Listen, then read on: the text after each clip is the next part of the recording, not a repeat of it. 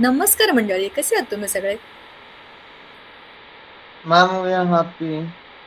We are happy. एक छान गाणं ऐकलं ते, we are happy, I am so happy, sing with me, असं एक गाणं आहे. खूप चांगलं गाणं आहे. हा, तर I am also so happy. आज तुम्हाला माहिती आहे मी आज काय काम केलंय? Because I share so many things with you. तर I want to tell you, आज मी नर्सरीमध्ये गेले होते. मुलांच्या नाही, फुलांच्या. झाडांची नर्सरी असते ना, तिकडे गेले आणि दिवसभर खूप साऱ्या नर्सरीजमध्ये फिरून फिरून फिरून शॉपिंग केली. शॉपिंग केली वेगवेगळ्या अ, झाडांची शॉपिंग केली. तुमच्या घराच्या आजूबाजूला किंवा तुमच्या गार्डनमध्ये, कुंड्यांमध्ये, बाल्कनीमध्ये झाडं आहेत का? तुम्हाला आवडतं का झाडं लावणं, कुंड्या किंवा वगैरे ह्या सगळ्या गोष्टी तुम्हाला आवडतं का? गार्डनिंग तुमची हॉबी आहे का? पटपट बोला रे, एवढा वेळ नाही घ्यायचा, पटकन बोलायचं, हो का नाही? हो टीचर. आवडतं. येस टीचर आवडतं. हो ma'am. Very good, very good. मला नुसतंच आवडतं, मला येत नाही. म्हणजे अ, मला दुसऱ्यांनी करावं, मी बघावं, मला तेवढंच इझी वाटतं ते. आय डोंट नो, मला काही शेतीचा अनुभव नाही. आमचा खूप मोठा मळा आहे, पण तो दुसऱ्यांना करायला दिलाय ना. आपण जोपर्यंत स्वतः शेतात राबत नाही, आपल्याला समजत नाही काय गोष्टीत. म्हणजे मी तुम्हाला खूप कौतुकाने सांगेन की आपल्याला शेताचा पीएच चेक करता येतो, माती परीक्षण करता येतं, पण ते सगळं मी केलेलं नाही, मी पाहिलेलं आहे. सो मागच्या वर्षी आम्ही गार्डनमध्ये, आमच्या घराच्या बाजूला जे अंगण आहे तिथे खूप साऱ्या झाडांना आम्ही घेऊन आले. त्याच्यामध्ये चिकू होता, संत्री, मोसंबी, फणस, असे सगळे वेगवेगळी झाडं घेऊन आले. ड्रॅगन फ्रूट पण आणलं होतं. आणि ते सगळ्या झाडांना असं लावलं छानपैकी, आणि भरपूर पाऊस पडला आणि एवढा जबरदस्त पाऊस पडला की गार्डन मध्ये सगळं जंगल झालं. पण त्याला काढणं, त्याला खुरं पडणं, त्याला वेळ पाहिजे ना. आपण काय रोज जाऊन ते काम करत नाही, म्हणजे मी काय रोज जाऊन ते काम करत नाही. तोपर्यंत 8 दिवसात जाऊन बघेपर्यंत माझ्या गुडघ्यापर्यंत गवत आलं हो होतं. मॅम. सो आणि माझा पण तो पहिलाच अनुभव होता. मग त्यातली 2-4 झाडं वाळून गेली, कारण त्याच्या आजूबाजूला खूप गवत गवत वाढलं आणि मग नंतर पाऊस कमी झाला. आणि मग नंतर जी झाडं रुजली होती ती खूप चांगली छान झाली. त्यातली 2 आंब्याची झाडं होती, ती नुसती आंब्याची झाडं वाढतायत वाढतायत, म्हणजे नुसतीच वाढतात, म्हणजे थोडी थोडी हळूहळू वाढतात. पण त्याला नुसतीच पानं येतात, त्याला मोहर पण नाही आला, त्याला अतिरिक्त अशा ब्रांचेस पण नाही आल्या, कारण मला माहित होतं की ते कलम लावलेत. पण एवढं पण हळू नाही वाढू ना आपण, म्हणजे समोरच्याला टेन्शन यायला लागेल की आपण काय झाड आणले उचलून, असं वाटायला लागलं मला. मग आज जाऊन मी आणखीन वेगळी झाडं घेऊन आले. आता त्याच्या आधी मी आणखीन वेगळे प्रयोग करणार आहे आणि आय डोंट नो कसं होणार आहे. पण मला आज एक गोष्ट कळली की त्याच्यामध्ये आणखीन वेगळी खतं पण टाकायला पाहिजे. म्हणजे ज्या शेतीच्या मातीमध्ये हे लावलंय तिथं ऑलरेडी शेतीच करत होतो, त्याच्यामुळे ती शेतीचीच माती होती. तर आणखीन वेगळी काही खतं टाकायला पाहिजे किंवा आणखीन काही वेगळं करायला पाहिजे, याला ह्याच्याकरता माझ्याकडे पुरेसं ज्ञान नव्हतं की याला टाकायचं काय आणि किती. दुसरं, खूप जास्त खतं टाकून आहेत ती झाडे मरून जातील, त्यापेक्षा तो उद्योग मी केला नाही. आणि ते शेणखत किंवा कंपोस्ट खत, आता कंपोस्टचा एक माझ्याकडे पिंप येणार आहे, तो जेव्हा येईल तेव्हा त्याचा ऑटोमॅटिक माझ्याकडे येईल, त्याचं मॅन्युअर माझ्याकडे बनेल. पण आमच्या इथं आजूबाजूला गोठे आहेत ना, घराच्या आजूबाजूला, तर त्यांच्या इकडचं ते शेणखत आणून टाकावं असं मला वाटलं होतं. पण म्हणजे ते बघणं वेगळं, ते करणं वेगळं असं म्हटलं, आणि ते करू करू म्हणता म्हणता ते झालंच नाही. सो ती पण एक चूक मला समजली की ह्या 2 गोष्टी माझ्या मिस झाल्या. तर यावर्षी ते ठरवून प्लॅन करून मी करणार आहे. आज मी काजू आणला, राई आवळा आणि नॉर्मल आवळा, त्याच्यानंतर करवंद आणली, आणि एक हापूस आंबा आणला, आणि 3 ऑल सीझन आंबा आणला. ऑल सीझन आंबा त्याला ना आत्ताच मोहर आलंय. हा, स्टार फ्रूट आणलं. स्टार फ्रूट माहिती ना तुम्हाला, तसं स्टार फ्रूट. पेरू पण आणला. आणि माझं एक खूप मोठं झाड झालं होतं. कसलं होतं, प्राजक्ताचं झाड होतं, ते तोडून टाकलं एका इडियट जेसीबी वाल्याने. येलो, पिवळ्या रंगाचे गुलाब आणले. सॉरी, माझ्याबरोबर आणखीन 2 माणसं शॉपिंगला आली होती, तर त्यांच्या आठवणी सांगतात राहिलेल्या गोष्टी. सो पारिजातकाचं झाड आणलं थोडं, 2-3 जास्वंदाची आणली, पांढऱ्या छोट्या छोट्या जाई जुई काहीतरी, कोणतं तरी एक वेगळंच फुल आहे ते एक आणलं. सो अशी भरपूर व्हरायटी, भरपूर शॉपिंग केली आहे, भरपूर पैसे त्याच्यात इन्व्हेस्ट केले ह्याच्याकरता की घराच्या आजूबाजूला ग्रीनरी राहावी. आणि कसं एक उगवलेलं झाड आहे, असं तुम्हाला माहिती असेल ते झाड बघा, त्याला अशा लांब लांब अशा ब्राऊन कलरच्या शेंगा येतात आणि छोटी छोटी गुलाबी रंगाची अशी फायब्रस फुलं येतात. तर तसं एक उगवलेलं झाड आहे आमच्या गार्डनमध्ये, आणि स्वतःच आलंय ते, म्हणजे त्याला मला असं वाटलं होतं की याला आपण तोडा वगैरे, कारण त्याच्या खाली नारळाचं झाड आहे.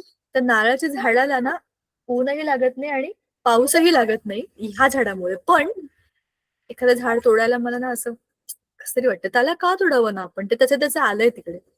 तुम्हाला मी आठवतंय मागच्या वर्षी मी तुम्हाला एक किस्सा सांगितला होता, आमच्या पार्किंगच्या खालून असं मागून असा एक ते औदुंबराचं झाड उगवलं होतं. तुम्हाला सांगितलं होतं ना मी तो किस्सा मागच्या पावसाळ्यातला, सगळ्यांना माहितीये ना तो, हो का नाही? नाही मॅम, नाही सांगितलं होतं. काय बोलताय? अरे काय डेंजर किस्सा होता. अरे आमचं पार्किंग आहे गाडीचं, असं स्लोप आहे खाली आणि इकडे सगळी खाली माती माती आहे. तर त्या पार्किंगच्या आणि मातीच्या मध्ये एक छोटीशी फट राहिली होती. त्या फटीमधून असं ते औदुंबराचं झाड तुम्हाला माहिती अशा फटीमधूनच येतं. तर ते असं आलं होतं. तर म्हणलं ही काही जागा नाहीये, हे झाड इथे नाही असलं पाहिजे, त्याला आपण पुढे गार्डन मध्ये मोठा खड्डा करू आणि तिथे लावू. तर ना असाच पावसाळा सुरू होता. मागच्या वर्षीचा पाऊस असा चांगला जबरदस्त पाऊस पडला तर सगळीकडे छान ओलं ओलं होतं. म्हणलं आता ओल्या मातीमध्ये याची मुळं निघतील. त्याच्या आधी ते निघालं नव्हतं. मी 2-4दा खेचलं होतं पण ते निघालं नाही. मग म्हटलं जाऊ दे आता. आणि ना रविवार होता. रविवारच्या दिवशी माणसाला विनाकारण सकाळी लवकर जाग येते, जेव्हा की त्या दिवशी आपण झोपलं पाहिजे, आराम केला पाहिजे. 6 वाजता वगैरे जाग येते. माझ्या बाबतीत असं होतं. तुम्हाला होतं का? रविवारचा दिवस येस हा मॅम. खूप झोपावं आपण म्हणतो तर आपण लवकर उठतो. तर मी उठले. माझ्या घरातली सगळी लोक झोपली होती. म्हटलं चला आज आपण बाहेर जाऊ, गवती चहा आणू गार्डन मधनं. जरा काय काय चाललंय, नको असलेले जरा ते काँग्रेस उपटू आणि बघू काय चाललंय. चांगला पाऊस पडला होता त्याच्या 4-5 दिवसांनी. मग मी गेले. गवती चहा घेतला. तिथे गाडीवर त्याची पानं वगैरे नेऊन ठेवली. आणि म्हटलं चला आता आपण हे झाड काढू आणि पाण्यात घालून ठेवू ड्रम मध्ये आणि मग त्याला पुढे खड्डा केलेला आहे तिकडे लावून टाकू घरात. आज सगळेच लोक रविवार आहे. तर मी गेले तिकडे आणि ते झाड आहे ना, खाली बसून मी त्याला असं खेचत होते, कारण ते छोटं बुटकं झाड होतं ना. खेचलं तर ते निघालं नाही. म्हटलं अरे यार याची मुळं खूप आत गेली, तर त्याला बसून काढायला पाहिजे. मी खाली बसले बरं का, म्हणजे गुडघे टेकवून अक्षरशः बसले आणि त्याला मी अशी खेचत होते. तर खाली त्या फटीमधनं ना सगळं डोकं बाहेर आलं माहितीये का. आई शपथ मी असली घाबरले. ते झाड तिकडे असं डोकं बाहेर आलं आणि ते जे हातात होतं ते सगळं फेकलं आणि पळतच गेले आणि अशी अक्षरशः मी थरथर कापत होते. आणि मी इतक्या मोठ्याने किंचाळले होते की त्याला लागून घरामध्ये बेडरूम की सगळे लोक उठून बसले की काय येणे काय करून ठेवलंय. आणि मग मी घरात आल्यावरती मला विचारलं काय झालं. म्हटलं काय म्हणते, बहुतेक तिकडे आतमध्ये खाली बसलाय आणि मी त्या झाडाच्या मुळांना खेचलं म्हणून तो डिस्टर्ब झाला असेल. मला म्हणाले बावळट कुठली सकाळी सकाळी कशाला. म्हटलं मला काय माहिती होतं तिथे कुणी लपलंय. तुम्हाला माहितीये आम्ही इथे राहायला आल्यापासून, म्हणजे आमचं घर ऑलमोस्ट जंगलात आहे. तिथे आजूबाजूला सगळी माती, ग्रीनरी, झाडं असं सगळं आहे. आपण त्यांच्या घरात आलोय ना, मग आपण त्यांना त्रास का द्यायचा. म्हणजे त्यांना त्यांच्या नैसर्गिक अधिवासामध्ये राहण्याचा पूर्ण हक्क आहे. rather त्यांच्या घरात आपण आलोय, तो आपण त्यांना त्रास नाही द्यायला पाहिजे. असे आमच्या घरामध्ये विंचू निघतात, असे दरवाजाच्या त्या खुंट्या असतात ना त्याच्यावरती बसलेले वगैरे असतात, दार उघडलं की चालत असतात. असे खूपदा आमच्या घरामध्ये विंचू निघालेले आहेत. घराच्या आजूबाजूला राहता मागच्या कुठं? वर्षी पुण्यामध्ये एक गाव आहे, त्या वडकी नावाच्या गावात आम्ही राहतो. शेवटचं गाव आहे, इकडनं पुढे घाट आहे, डोंगर आहे. तर मग मुद्दाम आम्ही इथे राहायला आलोय कारण की ते छान आहे, ग्रीनरी आहे, शांतता आहे. आमच्या घरात तुम्हाला आजूबाजूला कधी माझ्या लेक्चरमध्ये गाड्यांचे आवाज आलेत का? कधीच येणार नाही, कारण मी राहतेच अशा ठिकाणी की इथे अशा गाड्या बिड्या येतच नाही. आमचं घर शेवटचं टोक आहे, इकडनं पुढे डोंगरच आहे. सो म्हणून मुद्दाम अशा ठिकाणी राहतो. तर त्यांच्या घरात आपण राहतोय ना, मागच्या वर्षी तर आमच्या गार्डन मध्ये अरे एवढा मोठा वानर आला होता. पाऊसच नव्हता ना त्यावर्षी, पाणी खूप कमी होतं. मी तुम्हाला म्हटलं होतं की मी पाणी वाचवते. तर माझं वॉशिंग मशीनचं सगळं पाणी म्हणजे खाली असं बाल्कनी मधनं पाईप बाहेर काढायचं, तिथे खाली त्या सगळ्या बादल्या भरून ठेवायचे की हे वापरण्याकरता, झाडांना दुसरं पाणी असतं ना, साबण गेल्यानंतरचं दुसरं पाणी, असं सगळं जमा करून ठेवायचं. तर तो वानर पाण्याच्या शोधामध्ये तिकडनं डोंगरावरनं उड्या मारत मारत मारत आमच्या गार्डन मध्ये एवढा मोठा वानर, असं तोंड त्याचं काळं काळं, असे 2-4 मुलांना असं उचलून फेकून देईल इतकी शक्ती होती त्याच्यामध्ये. इतका मोठा होता माकड. मोठा नाही मॅम, आमच्या गावाला तर रोजच येतात. माकड येतात तुमच्या गावामध्ये? येस मॅम, रोजच आलेले असतात. ते रोजच येतात आणि आमच्या समोरच्या धाब्यावरच बसलेले राहतात. जेव्हा पण बाहेर काही जातात करत तेव्हा नाही, त्यांचे दर्शन होते एक नंबर. ते काही करत नाहीत तुम्हाला का मग? नाही मॅम, एकदा काय झालं होतं, एकदा की एक माकड आलेलं होतं, एका मुलांनी नाव घेतलं असेल, त्याच्या कानात मारून चाललं गेलं होतं डायरेक्ट. त्यांना सगळं समजतं आपण काय करतोय ते.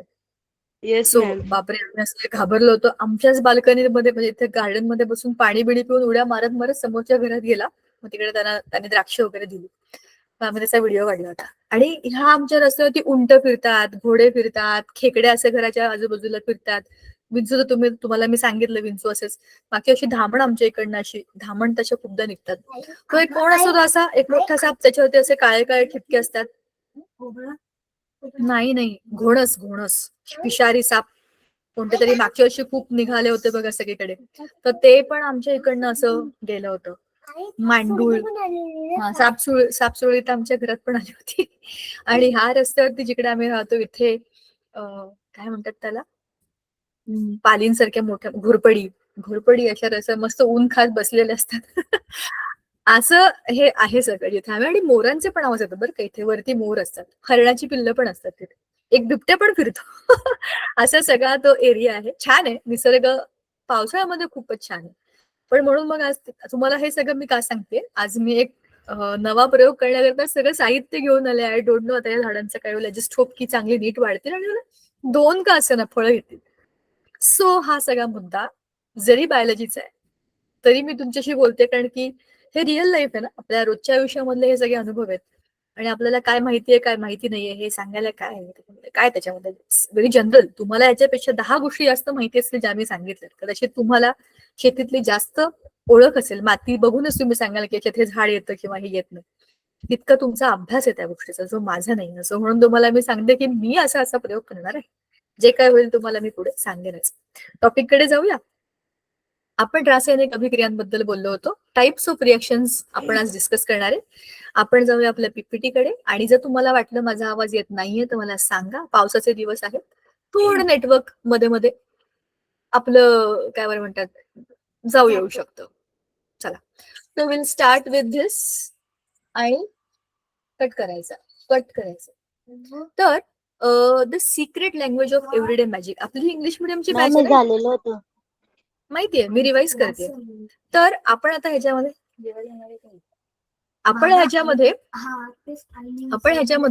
आपल्या डेली लाईफ मध्ये ज्या ज्या कुठल्या गोष्टी आहेत त्याच्यामध्ये केमिस्ट्री कशी इन्व्हॉल्ड असेल त्यात बघत होतो. म्हणजे फिजिकल चेंजेस, केमिकल चेंजेस आपण बोललो होतो.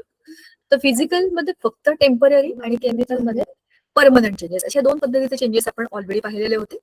त्याच्यानंतर पुढचा मुद्दा आपण जो बघितला होता तो हा होता की जेव्हा आपण एखादी केमिकल रिएक्शन म्हणतो त्याच्यामध्ये रिएक्टंट असतात, प्रोडक्ट असतात. प्रोडक्ट्सच्या बरोबर हीट असू शकते किंवा रिएक्टंट्सच्या बरोबर पण हीट असू शकते. ह्या टाइप्स ऑफ रिएक्शन मध्ये आता आज आपण ते करणार आहे. रिएक्टंट्स प्रोडक्ट्सच्या आजूबाजूला खूप सारी इन्फॉर्मेशन आपण लिहितो आणि जे हे मांडणी आहे याला आपण म्हणतो केमिकल इक्वेशन. असं आपण शाब्दिक समीकरण म्हणजेच त्याचं वर्ड इक्वेशन सुद्धा सांगतो. या सगळ्या केमिकल्सची नावं जर आपण लिहिली तर ते होतं वर्ड इक्वेशन. फॉर्म्युला लिहिलं तर ते होतं केमिकल इक्वेशन. आणि याच्यामध्ये त्यांचे स्टेट्स ऑफ मॅटर किंवा काही स्पेशल कंडिशन ह्या सगळ्या गोष्टी आपण टाकतो. Arrow indicates that the reaction goes from left to the right. बरोबर, ह्या सगळ्या गोष्टी आपण पाहिल्या होत्या. मागच्या वेळेला आपण balancing of the chemical reaction कसं करतात ते सुद्धा पाहिलं होतं. Left hand side should be equal to right hand side. आपला वजन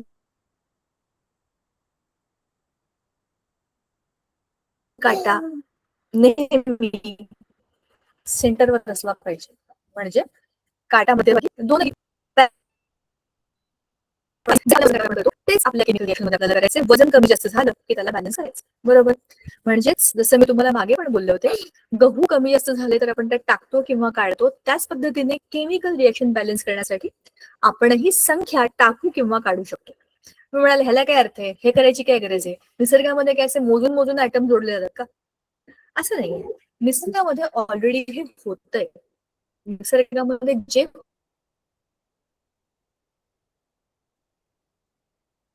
होतंय ते आपण डिकोड करण्याचा प्रयत्न करतो. असंच होतंय का, याच प्रमाणात होतंय का, कायमच होतंय का? See, nature itself is a mystery. आपल्याला सगळ्या गोष्टी माहिती नाही, पण आपण त्याला लॉजिकली डिकोड करतोय म्हणजे समजून घेण्याचा प्रयत्न करतोय. म्हणून आपण या केमिकल रिएक्शनना बॅलन्स करतोय की जर हे असं व्हायचं असेल तर हे असंच मिक्स व्हायला पाहिजे. जर मी म्हटलं carbon plus oxygen will give me carbon monoxide, तर कार्बन मोनॉक्साईड मला दिसतोय CO, त्याला मी लॉजिकली कनेक्ट उलट्या बाजूने करते की एक कार्बन आणि एक ऑक्सिजन असे मिक्स होत आहे. समजलं? म्हणजे जे आपल्याला दिसतंय ना आजूबाजूला त्याला आता आपण बॅलन्स करून मांडतोय की हे असं असेल, हे असं असायला पाहिजे. कुणी सगळं हे शोधून काढलं?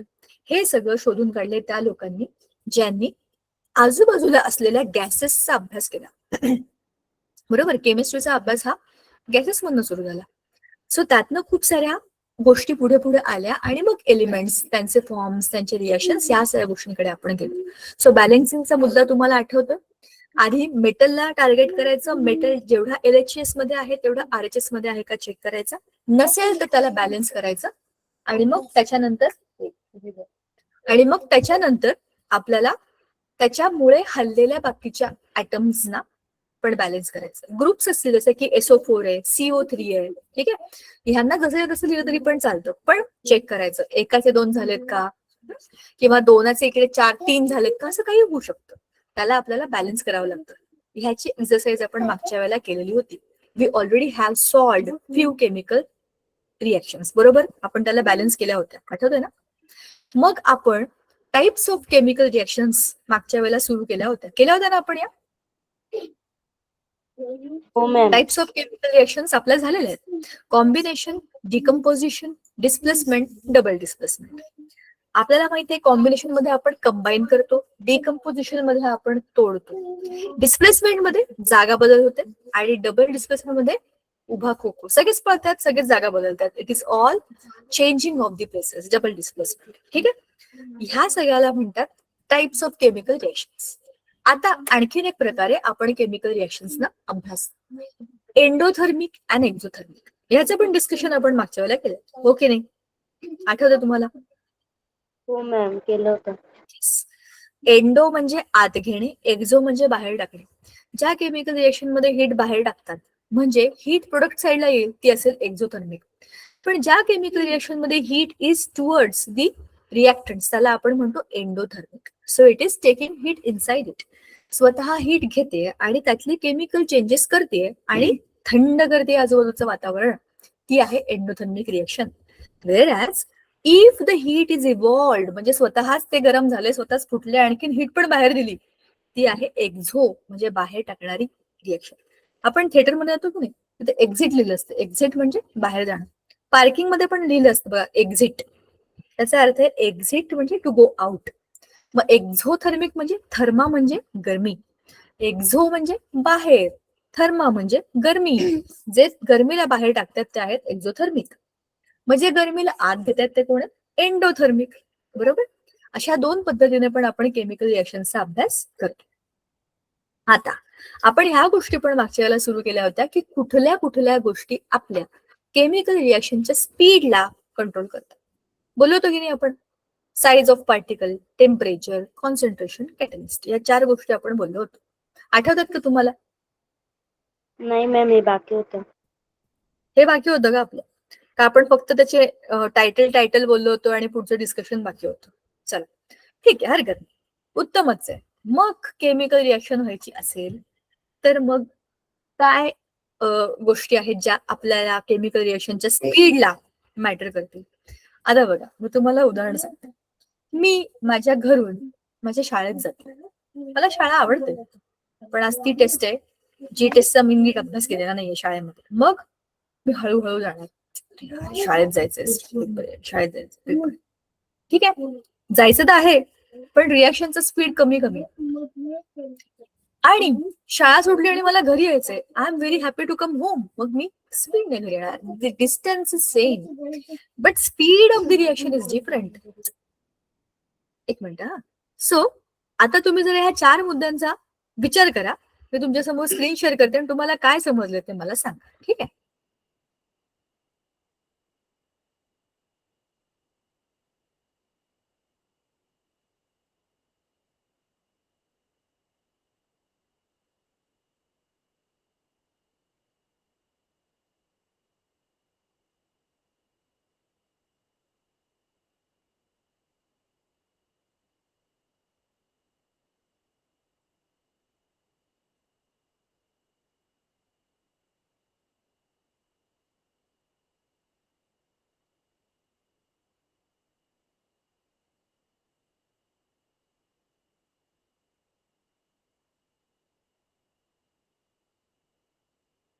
काय मग प्रश्न विचारला होता मी तुम्हाला, उत्तर द्या की.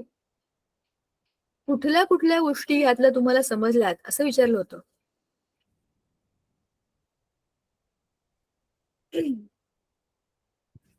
नाही समजला? अरे असं काय करतो, चला इट्स व्हेरी सिम्पल, आपण डिस्कस करूया. See, size of particles. Size of particles सोपं उदाहरण घेऊया.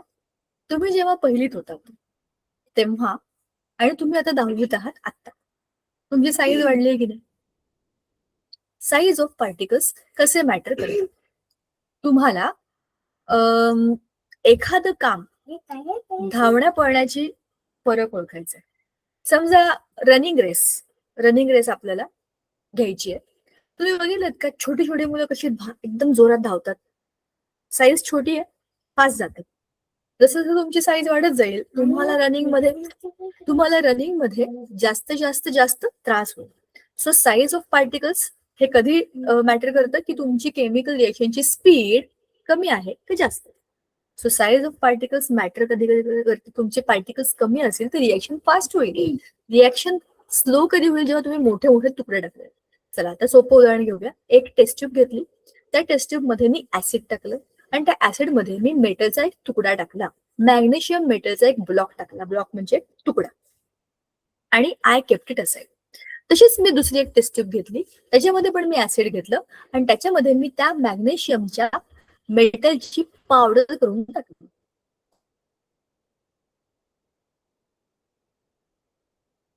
कोणत्या टेस्ट ट्यूब मध्ये रिएक्शन फास्ट होणार आहे?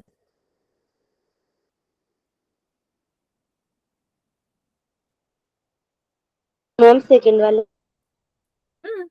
ज्याच्यामध्ये पावडर आहे, जे छोटे पार्टिकल्स आहेत ते लवकर रिएक्ट होतील ना. म्हणजेच याचा अर्थ असा आहे की जितकं जास्त एक्सपोजर मिळेल तितकी जास्त रिएक्शन होईल. जो ब्लॉक घेतलाय आपण, मेटलचा ब्लॉक, त्याच्या फक्त सरफेस वरतीच आजूबाजूने ऍसिडचा अटॅक होईल आणि तेवढंच त्याची रिएक्शन होईल. मधला भाग तसाच राहील. हळूहळू जसा जसा तो एक्सपोज होईल तशी तशी रिएक्शन होईल. रिएक्शन होणारच आहे. पण एवढा मोठा ब्लॉक डिझॉल्व्ह होण्याकरता किंवा रिएक्ट होण्याकरता जेवढा वेळ लागेल तेवढ्याच ब्लॉकची पावडर त्याच्यात करून टाकली मी दुसऱ्या टेस्ट ट्यूब मध्ये, तर ती लवकर रिएक्ट होते. कारण ते पार्टिकल्स आहेत, बारीक बारीक त्याचे क्रश केलेले तुकडे आहेत, त्याचा सरफेस जास्त आहे, पटकन सगळ्या बाजूने त्याच्या ऍसिड येणार, त्याच्याशी रिएक्शन जास्त करणार. म्हणजेच काय, your size of particle increases. If your particle size is less, your reaction speed is more. So your speed increases with the size is small. Inversely proportional. Proportion त्याचे इन्व्हर्स आहे, बरोबर. व्यस्त प्रमाण. आता टेम्परेचर बघा, तुम्हाला मी एक आत्ताचं रिसेंट उदाहरण सांगते. एक 8-15 दिवसापूर्वी जेव्हा पाऊस पडला नव्हता, मी इडलीचं पीठ बनवलं होतं. रात्री मी ते बॅटर बनवून ठेवलं आणि सकाळी, खरी खरी गोष्ट आहे, खरी 8-9-10 वाजताच्या आसपास मी ते बारीक करून ठेवलं. सकाळी 7ला उठून मी ते बघितलं तर अरे पातेल्याच्या वरती झाकणाला येऊन चिटकलेलं होतं. ते कमी वेळामध्ये खूप जास्त प्रमाणामध्ये फर्मेंटेशन झालेलं होतं. ह्याची एक्झॅक्टली आत्ताची गोष्ट.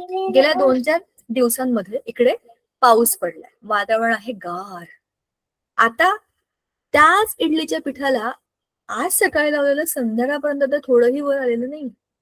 आता त्याला वर येण्याकरता मला कोणत्या तरी फडक्यात बांधून, म्हणजे त्याला गरमी देऊन अशा आतल्या ठिकाणी ठेवून द्यावं लागेल, जिकडे ते आतल्या आत गरम होईल आणि मग त्याची रिएक्शन फास्ट होईल. ह्याच्यामध्ये काय झालं, या उदाहरणामध्ये काय झालं सांगा बरं मला.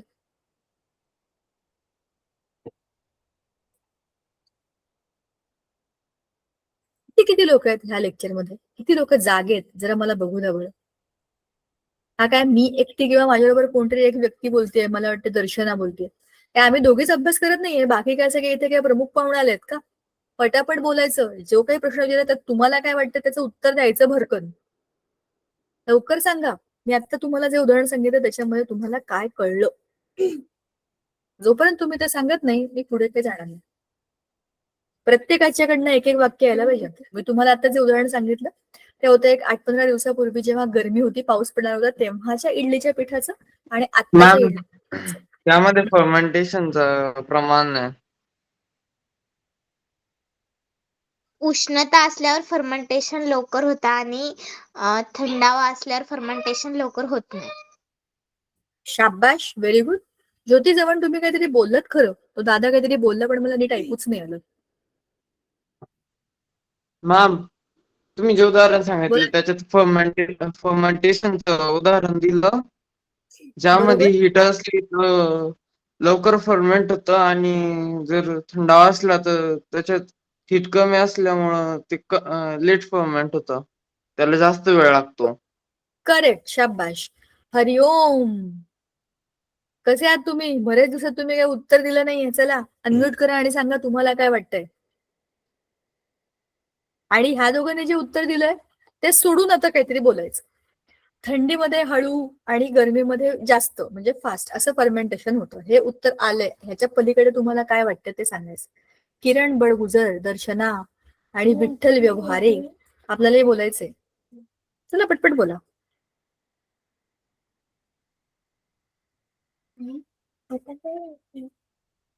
झालं.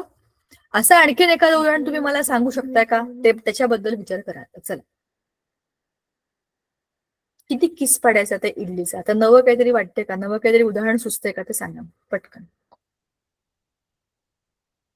उष्णतेमुळे रिएक्शन फास्ट झाली आणि थंडीमध्ये ती रिएक्शन झाली नाही. अशी अशी कोणती उदाहरणं तुम्ही पाहिलीत तुमच्या आजूबाजूला? सगळ्यांनी पाहिलेली होती.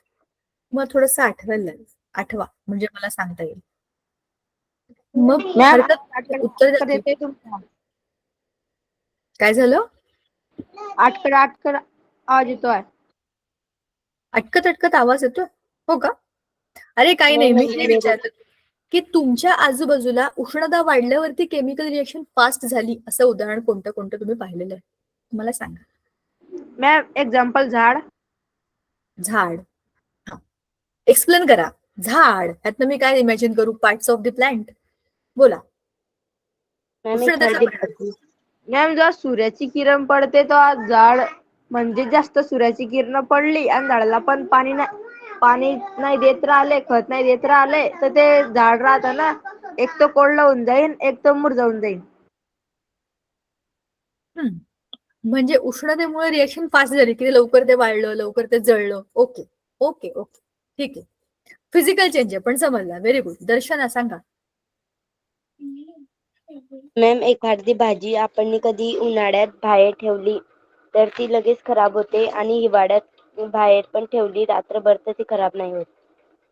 शाबाश, व्हेरी गुड. खरं उदाहरण आहे. हा बोला. मॅम जो आपण भाजी फ्रीज मध्ये ठेवतो तर भाजी का सोडत नाही, त्या फ्रीज मध्ये असं काय राहतं? थंडी असते, फ्रीज मध्ये थंडी असते आणि मॅम ज्या गारगार मध्ये पण बर्फ तर गरम राहतो ना. बर्फाच्या याच्यात आपण भाज्या नाही ठेवत ना, आपण खाली ठेवतो. बर्फाच्या याच्यामध्ये बर्फ होण्याकरता तिथे ऑलमोस्ट खूप कमी टेम्परेचर असतं काहीतरी. आय डोंट रिमेंबर एक्झॅक्टली किती असतं पण ते खूप कमी असतं. तिथे बर्फ बनतो. आता आपण जे बघतोय नको तर तुझा जो प्रश्न त्याचं उत्तर हेच आहे की बाहेर ज्या रेग्युलर गरमीमध्ये उष्णतेमध्ये झाडांची, तसं तू स्वतःच उदाहरण सांगितलं की झाडाची पानं किंवा झाड हे स्वतःच वाळून जातं किंवा ते कोमेजून जातं. कारण उष्णतेमुळे त्याच्यावरती तो परिणाम होतो, उष्णतेचा दुष्परिणाम होतो. मग ही उष्णता कमी केली तर आपले झाडं जास्त वेळ टिकतात. आपण जी भाज्या म्हणून आणतो ती काही झाडं नाहीयेत, ती उपटून आणलेले झाडाचे पार्ट्स आहेत. मग त्याला चांगलं टिकवून ठेवण्याकरिता आपल्याला त्याला प्रिझर्व करण्याकरिता थंड याच्यात ठेवावं लागतं, जेणेकरून त्याच्या भागांना, त्याच्या पानांना, त्याच्या फुलांना, त्याच्या फळांना, जे काही आपण घेतलंय त्याला गरमीची झळ पोहोचू नये, ते वाळू नये किंवा ते लवकर डिकम्पोज होऊ नये. बरोबर विचार केलाय की बाहेरच्या गरमीमध्ये डिकम्पोजिशन फास्ट होतं. जे आता आपण बोललो ते उदाहरण जसं इडलीचं आहे, तसंच ते दह्याचं पण आहे, तसंच ते भाज्यांचं पण आहे, भाज्या सडण्याचं पण आहे, वरण खराब होण्याचं आहे. कणिक सुद्धा खराब होते बाहेरच्या दिवसात. बाहेर आपण जर काढून ठेवली आणि उष्णता म्हणजे गरमी उन्हाच्या दिवसामध्ये कणिक सुद्धा खराब होते. नाही तर ती फ्रीज मध्ये पण चांगली राहते आणि बाहेर पण थंडीच्या दिवसामध्ये चांगली राहते. दूध नासतं. दूध गरमीमध्ये दिवसभर आपलं उन्हामध्ये जर पातेलं राहिलं, कधी उष्णतेमध्ये, तर संध्याकाळी नासून जातं ते.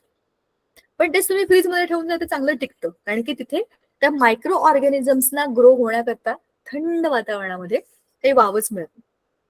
ह्या सगळ्या प्रोसिजरमध्ये डिकम्पोजिशन होते. आपण त्या 4 टाइप्स ऑफ रिएक्शन ज्या बघितल्या की नाही, त्यातली दुसरी जी आहे डिकम्पोजिशन, मोठ्या मॉलिक्युलला ब्रेकडाऊन करायचं छोट्या मॉलिक्युल्समध्ये. मग जेव्हा उष्णता वाढते तेव्हा ऑब्व्हियसली मॉलिक्युल्स ब्रेकडाऊन होतात. आणि जेव्हा उष्णता वाढते, जसं आपण अन्न शिजवतो तेव्हा आपण काय करतो, कच्च्या अन्नाला शिजवतो, त्याच्यामधली जी काही रचना आहे ती तोडून मोडून आपण काहीतरी नवं बनवतो, आपल्याला टेस्टी लागावं म्हणून. पण खरा बटाटा, कच्चा बटाटा आणि आपण शिजवलेला बटाटा सोपं काय आहे खाण्याकरता? शिजवलेला बटाटा. कारण त्याला तुम्ही शिजवलं, त्याला गरमी दिली, त्याच्या आतली रचना बदलून टाकली, तर आपल्याला खाण्याकरता सोपं केलं आपण. म्हणजेच काय केलं, रिॲक्शन फास्ट झाली. जेव्हा आपण त्याला गरम करतो, कोणतीही रिॲक्शन टेम्परेचरमुळे फास्ट होते, तेच आपल्या पीपीटी मध्ये होतं. एक तर काय होतं, साईज ऑफ पार्टिकल्स, दुसरं काय होतं, त्याचा टेम्परेचर. टेम्परेचर वाढलं की रिॲक्शन फास्ट होते, टेम्परेचर कमी केलं की रिॲक्शन स्लो होते. बरोबर आहे? इथपर्यंत सगळे माझ्याशी सहमत आहेत. मग आहे कॉन्सन्ट्रेशन. कॉन्सन्ट्रेशन किती प्रमाणात आपण एखादी गोष्ट करायला दिलेली आहे. चला आता मी तुम्हाला सांगते.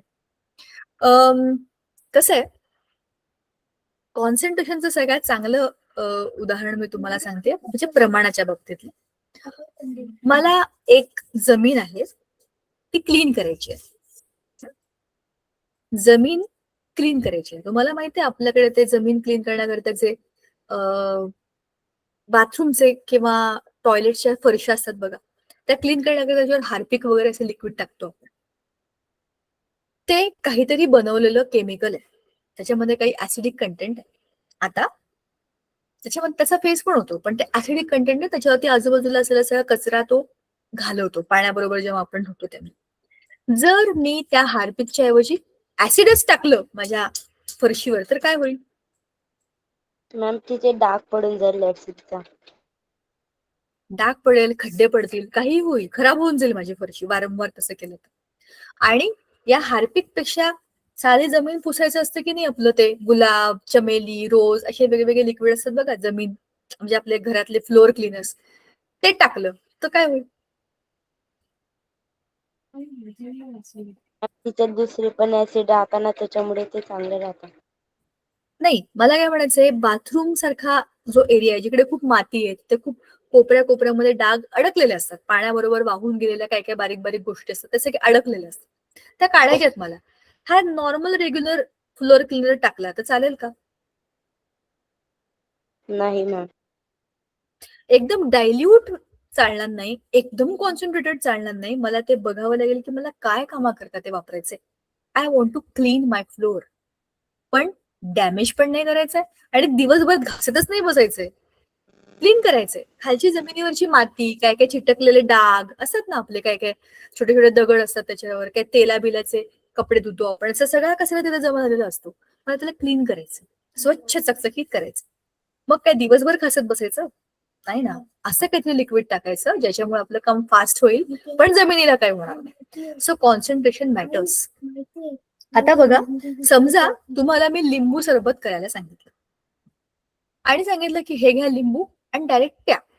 लिंबू चिरा, त्याचा रस प्या, त्याच्यावर पाणी प्या, त्याच्यावर साखर खा, पण लागलं तर मीठ खा. कळलं मी काय सांगितलं? ही झाली पहिली प्रोसिजर. दुसऱ्याच्या तुम्ही सांगितलं हा घ्या ग्लास, ह्यात घ्या पाणी, ह्यात घ्या लिंबू, पिळा आणि मग साखर टाका, मीठ टाका, मिक्स करा आणि प्या. पहिल्या आणि दुसऱ्या ह्या 2 प्रयोगामध्ये मला तुम्ही सांगा तुमचे अनुभव काय असतील? मॅम पहिल्या याच्यात डायरेक्ट पेलेलं चालणार नाही, दुसऱ्या याच्यात मिक्स करून पिऊ आपण. हा, डायरेक्ट केलेलं का चालणार नाही? किती चांगलं आहे, डायरेक्ट लिंबू खाता येईल आपल्याला, नॅचरल नाही मॅम, जसं ते आहे मिक्स तसं. नाही होणार, तर ते चांगलं नाही लागणार. म्हणजे जर सगळ्याच आपल्याला टीचर आपण कॉन्सन्ट्रेट टेस्ट येईल ना. बोला बोला. जर फक्त आपण लिंबूचा रस टाकून जर पिलं तर आपल्याला एक आंबट लागेल, आणि जर आपण साखर वगैरे टाकून पिलं ना तर आपल्याला पूर्ण चविष्ट लागणार. करेक्ट. पहिल्या ह्याच्यात मी तुम्हाला सांगितलं लिंबू कापा आणि रस प्या, मग साखर खा, मग मीठ खा, मग पाणी प्या. ह्याचा अर्थ असा आहे की मी सगळं तुम्हाला जसं आहे तसं खायला सांगतेय. साखर मला एकदम गोड लागेल, मीठ मला खारट लागेल, लिंबाचा रस मला एकदम आंबट लागेल आणि मी आता नुसतं सगळ्याला बॅलन्स करण्याकरता पाणी पिणार आहे. म्हणजे मी चार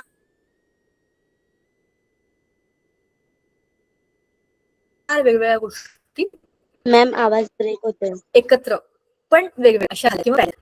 हे जर एका ग्लासमध्ये एकत्र केलं, मी यामध्ये व्हिडिओ बंद करते. तर हे जर मी एका माझ्या ग्लासमध्ये एकत्र करून बरोबर मिक्स करून घेतलं तर मला कोणाचंच कॉन्सन्ट्रेशन त्रासदायक वाटणार नाही, बरोबर की नाही. मला त्याच्यामध्ये लिंबूचा त्रास होणार नाही, मला नुसती साखर गोड लागणार नाही किंवा मला मीठ खारट लागणार नाही. उलट पाण्यामध्ये टाकल्यामुळे सगळे बॅलन्स होतील. ह्याचा अर्थ काय? कॉन्सन्ट्रेशन. कॉन्सन्ट्रेशन या शब्दाचा अर्थ कळला.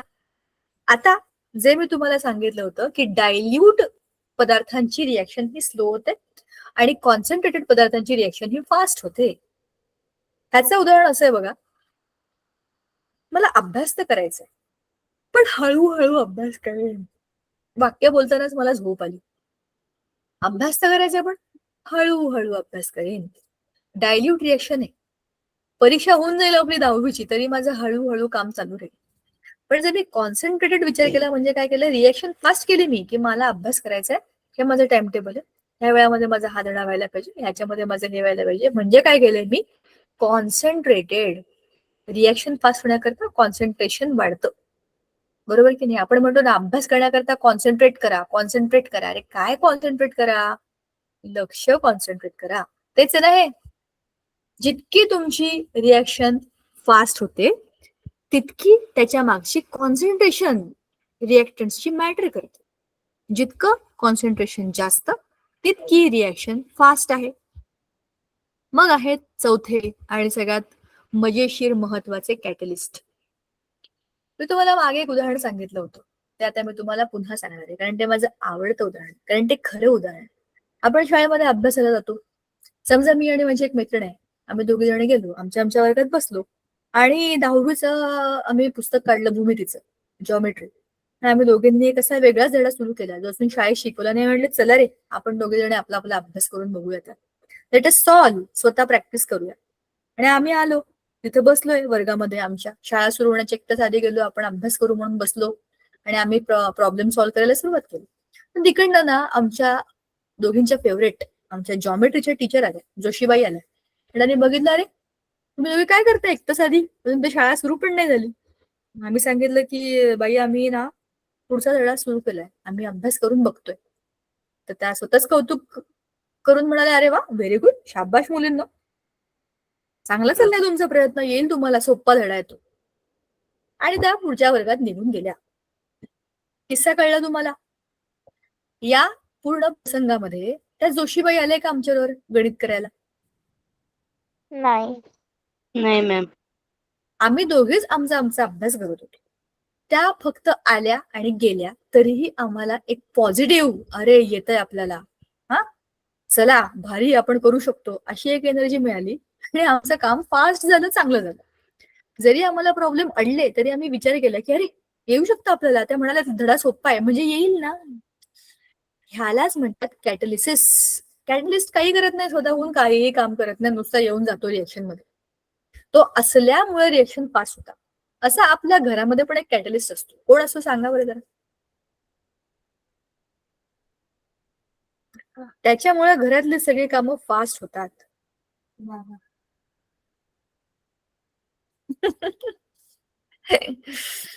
सांगा तुमच्या घरात कॅटलिस्ट कोण आहे?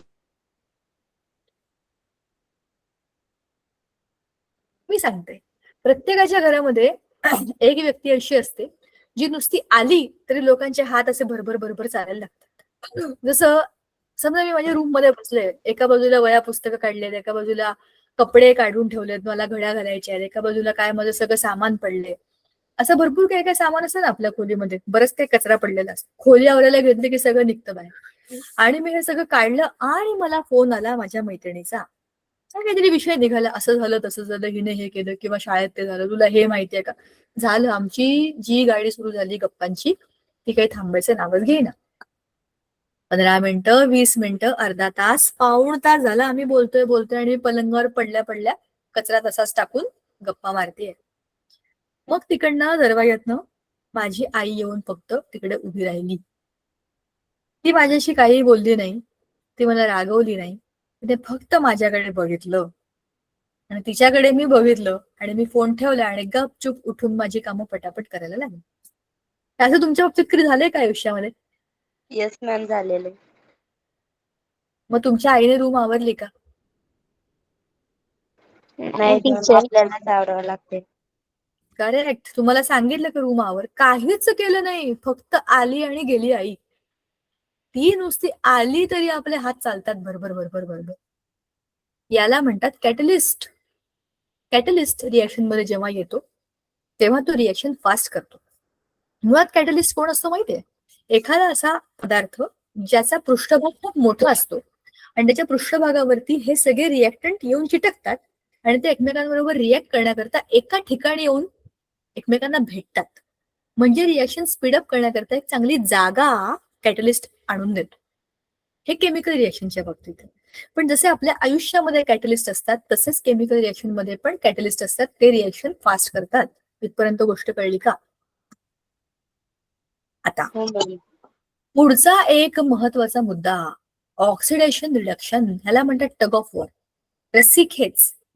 म्हणजे दोन वेगवेगळ्या परस्पर भिन्न केमिकल रिएक्शन्स एकाच वेळेला सायमल्टेनियसली चाललेले आहेत. एक इलेक्ट्रॉन देतोय, दुसरा इलेक्ट्रॉन घेतोय, एक हायड्रोजन देतोय, दुसरा हायड्रोजन घेतोय, एक ऑक्सिजन देतोय, दुसरा ऑक्सिजन घेतोय. अई शपथ, इकडे काय चाललंय? नुसती मारामारी चाललेली. याला म्हणतात ऑक्सिडेशन प्लस रिडक्शन, म्हणजेच रेडॉक्स रिएक्शन, रिडॉक्स. आणि एकाच वेळेला दोन्ही गोष्टी होतात. आता बघा ना, हा आहे क्युप्रेस ऑक्साईड, CuO. कॉपर ऑक्साईड म्हणू आपण, कॉपर ऑक्साईड. तर ह्या कॉपर ऑक्साईड मधला ऑक्सिजन गेला, या CuO मध्ये फक्त Cu राहिला. ज्याच्यामधनं ऑक्सिजन जातो तो रिड्यूस होतो, त्याचं रिडक्शन झालं. आता ज्याच्याकडे ऑक्सिजन आला तो ऑक्सिडाइज झाला. हायड्रोजनकडे ऑक्सिजन नव्हता, हा उचलून इकडे ठेवलाय आपण, म्हणजे काय झाला? H2O झाला. हायड्रोजन ऑक्सिडाइज झाला आणि कॉपर रिड्यूस झाला. एकाच वेळेला एक रिड्यूस होतोय आणि दुसरा ऑक्सिडाइज होतोय. ह्या रिएक्शनला म्हणतात रेडॉक्स रिएक्शन. ठीक आहे. असाच दुसरा भाग आहे. ऑक्सिडेशन मध्ये जसा ऑक्सिजन दिला जातो तसाच हायड्रोजन काढला जातो. हायड्रोजन जरी काढला तरी ते ऑक्सिडेशन आहे. किंवा इलेक्ट्रॉन घेतले, म्हणजे इलेक्ट्रॉन आले, तुमचा ऍनायन बनला, त्याला आपण काय म्हणतो? ऑक्सिडेशन. आणि इलेक्ट्रॉन गेला, हायड्रोजन गेला की त्याला आपण म्हणतो रिडक्शन. बरोबर. बघा, ऑक्सिजन घेणे, ऑक्सिजन घेणे किंवा इलेक्ट्रॉन किंवा हायड्रोजन देणे म्हणजे ऑक्सिडेशन. रिडक्शन मध्ये काय? ऑक्सिजन घालवणे पण हायड्रोजन किंवा इलेक्ट्रॉन घेणे म्हणजेच काय आहे? रिडक्शन. ह्या गोष्टी आपल्याला तात्पुरत्या आलेल्या आहेत, म्हणजे याचं इंट्रोडक्शन झालेलं आहे. 11वीला याचा एक डेंजर धडा ऑलरेडी आहे, रिडॉक्स रिएक्शन. तर हे सगळं भरपूर आहे. आता when chemistry attacks the mechanics of rust. Rust म्हणजे रस्टिंग, म्हणजे गंज चढणे. हा बघा, एक लोखंडाचं चाक आहे, चक्र बघा ना, असं असं जसे सायकलचं चाक असतं की नाही, किंवा सायकलची चेन असते याच्यावरती, तसं हे झिगझॅग झिगझॅग चक्र दिसतंय मला कोणतं. पण याची अवस्था किती खराब आहे ना. कसं झालंय बघा, याशी रंग उडालाय कसं. आणि त्याचे असे पापुद्रे पण निघाले वरच्यावर, कस तरी दिसतंय ना, बिचार खराब झालंय. काय झालं असेल याला? पावसामध्ये त्याला किंवा लागलेलं आहे त्याला. पाण्यात भिजलं असेल. बरोबर. अशा कोणत्या कोणत्या वस्तू तुम्ही तुमच्या आजूबाजूला पाहिल्यात? मॅम सायकलची चैन. सायकल, लोखंडाचे रॉड. बरोबर. शेतीतली अवजारं किंवा रस्त्याच्या कडेला अशा गाड्या पडलेल्या असतात ना, रिकाम्या गाड्या, खूप जुन्या, तुटक्या फुटक्या, तर सगळ्या अशा कशाच्या कशा दिसत असतात ना, गंजलेल्या, रंग उडालेल्या. हे गंजणं म्हणजे काय असतं? गंजणं म्हणजे त्याच लोखंडाच्या पृष्ठभागावरती झालेली रेडॉक्स रिएक्शन आहे. एकाच सरफेस वरती एकाच वेळेला ऑक्सिडेशन पण होत आहे, एकाच वेळेला रिडक्शन पण होत आहे. थांबा, जरा याच्याकरता आपण पुस्तकात बघूया काय दिलंय ते. ठीक आहे, तर बघा, आपल्या पुस्तकामध्ये ह्याच्याबद्दलचा जो काही कंटेंट दिलाय तो एकदम मस्त आहे, म्हणजे इझी टू अंडरस्टँड आहे. आणि त्याच्यातनं रिडॉक्स रिएक्शन कशी होते ते पण आपल्याला बघता येईल. म्हणजे आता मला तुम्हाला पुस्तकातनं पण दाखवायचं ना आपण काय काय बोललो. तर त्या मुद्द्याकडे पण जाऊ आणि रिडॉक्स रिएक्शन कशी दिसते जरा ते पण आपण बघू. एकच मिनिट, मी ते पान उघडते. आपण आहे पेज नंबर शेअर करते आधी, मग जाऊया त्या पानांवर. बघा, आपण केमिकल रिएक्शन बॅलन्सिंगचं केलंय ऑलरेडी. मग आपण आहे खाली टाइप्स ऑफ केमिकल रिएक्शन आपण बघितल्या होत्या. कॉम्बिनेशन आठवतंय तुम्हाला? डिकम्पोजिशन ऑलरेडी बोललो होतो आपण. हा, नंतर आपण बोललो होतो डिस्प्लेसमेंट आणि मग डबल डिस्प्लेसमेंट. ह्या सगळ्या आपल्या मागच्या वेळेला झाल्या. एंडोथर्मिक, एक्झोथर्मिक आपण आज पण डिटेलमध्ये बोललो आहे. मागच्या वेळेला आपण त्याला इंट्रोड्यूस केलं होतं. मग factors affecting the chemical reactions हा वाला पार्ट आपण आज डिटेलमध्ये केलाय, बरोबर? त्याच्यामध्ये आपण नेचर ऑफ रिएक्टंट, अच्छा हा मुद्दा नव्हता त्याच्यामध्ये, नेचर ऑफ रिएक्टंट होता का? चला मी तुम्हाला एक मस्त उदाहरण देते. नेचर ऑफ रिएक्टंट म्हणजे काय? मी आणि माझी मैत्रीण, आम्ही दोघी जणी ज्या आम्ही तिथे जाऊन बसलो होतो, आमचंच तुम्हाला मी उदाहरण पुन्हा सांगते. आम्ही दोघी जणी बसलोय भूमितीचा अभ्यास करायला वर्गामध्ये, पण मला मराठी जास्त आवडतं आणि तिला चित्रकला जास्त आवडते, आणि आम्ही करतोय अभ्यास भूमितीचा. मला सांगा तो होईल का? नाही मॅम, नाही होणार. नाही होणार. आम्ही वेगळेच रिएक्टंट आहोत आणि आम्ही रिएक्शनच वेगळी करतोय. याचा अर्थ असा आहे की रिएक्टंट कोण आहेत याच्यावरती पण रिएक्शन अवलंबून आहे ना. पण जर आम्ही दोघी जणी आर्टिस्टिकली मॅथ्स सोडवत असेल तर आम्हाला भूमिती किती सोपं वाटेल. मला तर मला आर्ट्स आवडते, चित्रकला आवडते. चित्रकलेमध्ये मोजून मापून गणित असतात, बरोबर ना, चित्र काढणं. आणि तिला तिचं स्वतःच मला मराठी आवडतं आणि तिला चित्रकला. तिला चित्रकलेमध्ये भूमितीचा काहीतरी उपयोग आहे, मराठीमध्ये भूमिती नाहीये. पण मी काहीतरी करून त्याच्यामधनं काहीतरी बनवून, काहीतरी गाणं करून, काहीतरी करून, ते आहे ना ते SAS टेस्ट आहे की नाही भूमितीमध्ये, ह्याचं मी काहीतरी करून लक्षात ठेवून है ना, तर आर्टिस्टिकली मांडू शकते की नाही. मला मराठी आवडतं तर मराठीच्या हिशोबाने मी भूमितीचा अभ्यास करू शकते का? माझं डोकं वेगळं चालेल, पण रिएक्शन कशी होईल सांगायचा मुद्दा. रिएक्टंट कोण आहे ते याच्यावरती अवलंबून रिएक्शन कशी होईल. जर चांगले रिएक्टंट असतील तर रिएक्शन चांगली होईल. ज्यांना एकमेकांशी काही देणं घेणंच नाहीये अशा लोकांची रिएक्शन एकदमच बेकार होते, स्लो होते, बरोबर. मग साईज ऑफ पार्टिकल्स आपण ऑलरेडी बोललोय, हो की नाही, मोठे छोटे. टेम्परेचर, कॉन्सन्ट्रेशन हे दोनही मुद्दे आपण ऑलरेडी डिस्कस केलेत. कॅटलिस्ट आपण आत्ताच डिटेलमध्ये बोललोय. आता आपल्याला पुढचा मुद्दा बघायचा आहे ऑक्सिडेशन रिडक्शन, जो मगाशी पीपीटी मध्ये आपण पाहिला. त्याला आता आपण आपल्या केमिकल रिएक्शन मध्ये बघूया पुस्तकात काय. ह्याच्यामध्ये ऑक्सिजन ऍड होणं म्हणजे ऑक्सिडेशन, हायड्रोजन ऍड होणं म्हणजे रिडक्शन, ह्या दोन गोष्टी आपल्याला दिलेल्या आहेत. बाकी तर आपण पीपीटी मध्ये ऑलरेडी बघितलेलंच होतं. आणखीन एक गोष्ट आहे, K2Cr2O7 किंवा KMNO4 हे कोण आहेत? हे आहेत बघा, KMNO4 आणि K2Cr2O7 हे कोण आहेत माहितीये का? हे कलर्ड सबस्टन्सेस आहेत. म्हणजे ह्याला आपण म्हणतो कलरिंग एजंट्स. जेव्हा एखाद्या केमिकल रिएक्शन मध्ये कलर चेंज बघायचा असतो तेव्हा ह्या वस्तूंना टाकतात, पण त्याला ऍसिड मध्ये थोडस ऍड करून टाकलं जातं. त्याचा उपयोग केमिकल रिएक्शन मध्ये होताना, म्हणजे हे खूप सारा कंटेंट ऑफ ऑक्सिजन आहे बघा. हे 7 आहेत ऍटम ऑक्सिजनचे आणि KMNO4 मध्ये 4 आहेत. तर एवढ्या प्रमाणामध्ये ऑक्सिजन देण्याचं काम हे रिएक्टंट करतात. आणि हे कलरिंग एजंट्स पण आहेत, ह्यांना रंग असतो. मग ती रिएक्शन कम्प्लीट झाली की त्याचा रंग जातो आणि आपल्याला कळतं की रिएक्शन कम्प्लीट झालेली आहे. आता बघा, कशी रिएक्शन होते. हा आहे KMnO4 2 molecule, FeSO4 ferrous sulphate आणि H2SO4. म्हणजेच काय केलंय आपण, KMnO4 ला H2SO4 मध्ये टाकूनच रिएक्शन होते ना, ती आता फेरस सल्फेट बरोबर कशी होते ते बघूया आपण. काय होईल, K2 इथे आलाय, SO4 इथे आला, मग आहे Mn 2 वेळा SO4 आणि FeSO4 थ्राईस 8H2O. म्हणजेच काय, ह्या दोघांची केमिकल रिएक्शन झालेली आहे. Let me now draw that. हे आज पूर्ण होणार नाही बरं का आपलं. याची आणि याची केमिकल रिएक्शन झाली, हे तर आपल्याला त्याच्यात ऍड करावंच लागतं. H2SO4 बरोबरच त्याची KMnO4 प्लस H2SO4 असंच लिहिलंय ना वरती, असंच कॉम्बिनेशन असतं, असंच टाकावं लागतं आणि अशीच रिएक्शन होते.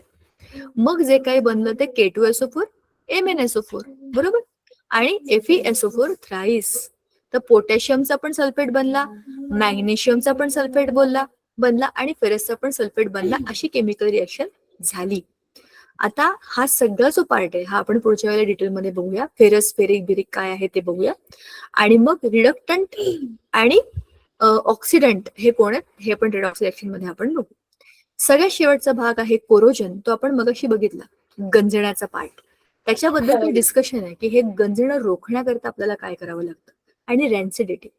हा सगळा धडा आपला पुढच्या वेळेला संपेल. आपण याची एक्सरसाइज करूया आणि ह्या धड्याला संपवूया चांगल्या पद्धतीने आणि पुढच्या वेळेला भेटूया विथ नवा धडा. जर आपल्याला वेळ मिळाला तर नवा धडा आपण सुरू करू किंवा आपला पहिल्या धड्यात आपण पुढे एक्सरसाइज वगैरे सॉल्व्ह करू. ठीक आहे, भेटूया पुढच्या वेळेला. Bye bye, thank you. Bye ma'am, thank you. Bye ma'am, good night. Good night ma'am.